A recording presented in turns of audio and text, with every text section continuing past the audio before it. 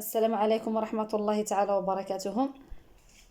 دابا كنتفرج الساعة وصلت هذاك لودونس ديال كيفاش غادي يحكموا على هادوك اللي خدامين في الترانات والتي جيفيات، علاش ما وقفوهم حتى يشدوا المشة اللي هربات لمولاتها في لاكار موبارناس.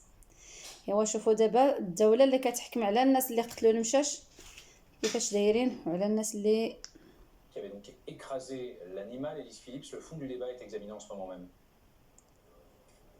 Oui, tout à fait. Il y a eu en fait un هذه débat المحكمة ديال بورت au دو début كليشي de غادي l'audience sur يحكموا la على الحق ديال هاد المش هذا، هاد المش هذا اللي maintenant que مات. cette compétence est actée, bien le tribunal examine les faits et l'un des buts de cet après-midi, c'est de comprendre l'enchaînement des actions qui ont conduit à la mort de ce chat le 2 janvier dernier. Tout à l'heure, un agent de la SNCF a été appelé à la barre. Il a expliqué, il était présent le 2 janvier dernier. Il a même aidé les deux propriétaires du chat à chercher leur animal dans un premier temps. Et selon lui, eh bien, toute la procédure a été respectée parce que le chat a été aperçu trop tard sur les rails. Selon lui, il s'agit d'un malheureux accident et le tribunal va chercher à savoir cet après-midi qui a pris la décision formelle au sein de la SNCF de faire démarrer le train malgré la présence de l'animal sur les rails. Est-ce qu'un freinage d'urgence, par exemple, aurait pu être décidé? Et puis de leur côté, bien, les parties civiles, les propriétaires de ce chat, espèrent des explications et des excuses de la part de la SNCF. Écoutez à ce sujet leur avocat Xavier Baquet qui nous a dit quelques mots tout à l'heure avant le début de l'audience. C'était au micro de